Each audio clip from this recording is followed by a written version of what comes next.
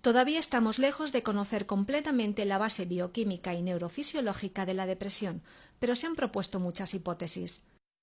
La hipótesis monoaminérgica, que considera responsable de los síntomas depresivos a una alteración de los niveles de neurotransmisores, es la que tiene actualmente más aceptación.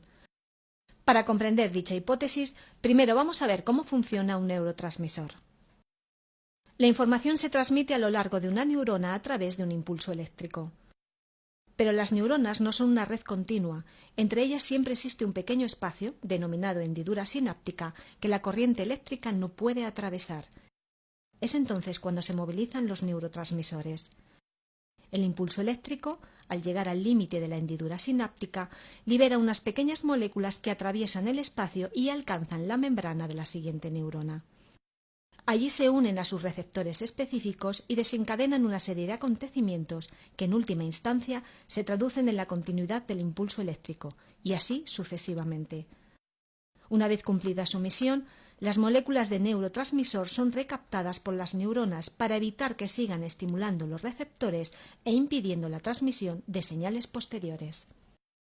Actualmente se conocen más de 50 sustancias que actúan como neurotransmisores. La hipótesis monoaminérgica considera el desequilibrio entre tres de estos neurotransmisores, tres monoaminas, la serotonina, la noradrenalina y la dopamina, responsable de la depresión. Por tanto, aunque no son las únicas, vamos a centrarnos en estas tres sustancias.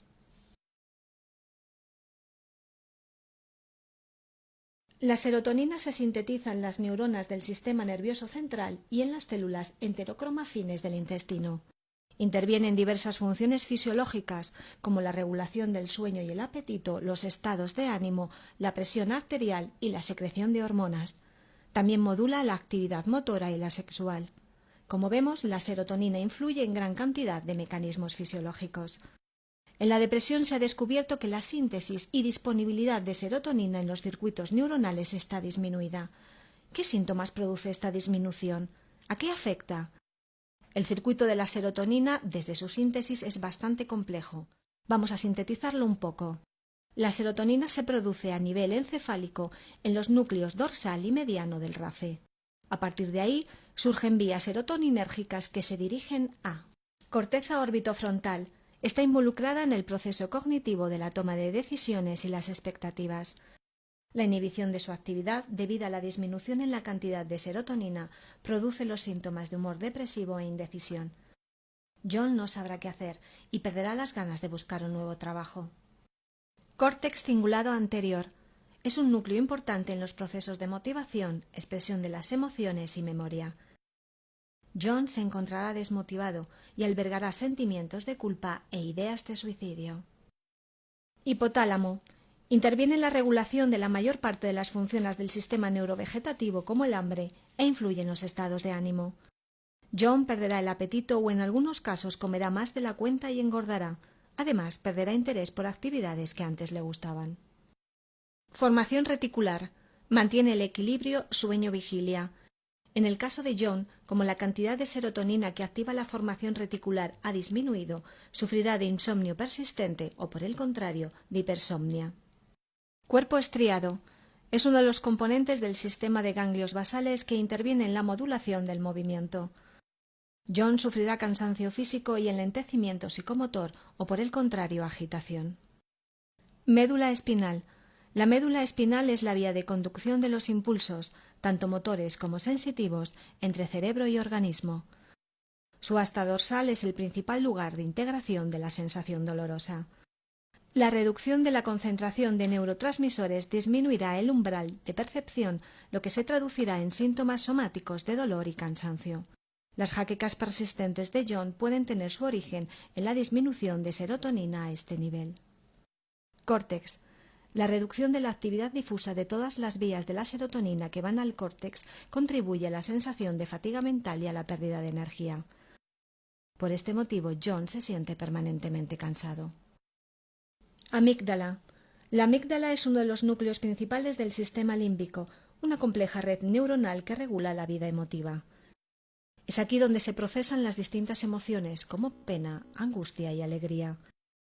John está triste, sufre ansiedad y alberga ideas de suicidio.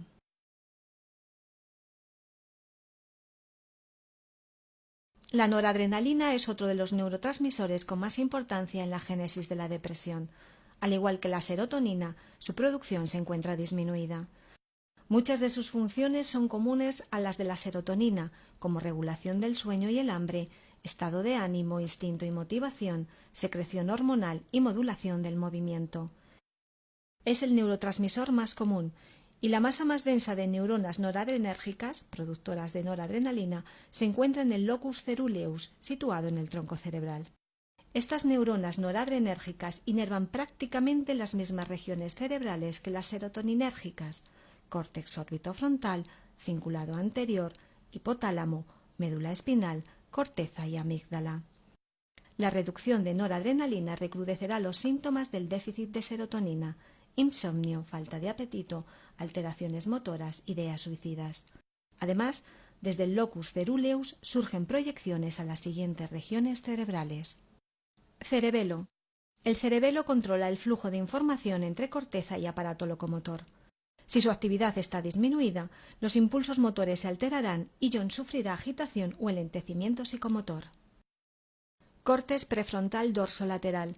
Regula la atención y la función ejecutiva. John se distraerá con facilidad y no sabrá qué hacer.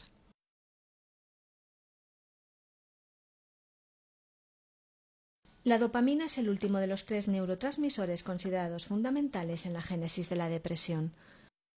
Actúa principalmente a nivel del circuito de ganglios basales y su disminución produce más o menos los mismos síntomas que aquejan a un enfermo de Parkinson. John presentará movimientos agitados o enlentecidos, anedonia, cansancio mental y físico y falta de decisión. Aunque ya hemos visto que la serotonina, la noradrenalina y la dopamina desempeñan los papeles más importantes en la génesis de la depresión, también intervienen otros neurotransmisores. Entre ellos destacan los opioides, GABA, glutámico, neuroquinas, etc., y muy especialmente las hormonas relacionadas con el eje del estrés, como son el CRF, factor de liberación de corticotropina, y los glucocorticoides. Se ha demostrado que en la depresión existe una gran vulnerabilidad al estrés, con aumento del CRF y resistencia de los receptores de los glucocorticoides, y a la inversa, el estrés sostenido podría originar síntomas de depresión.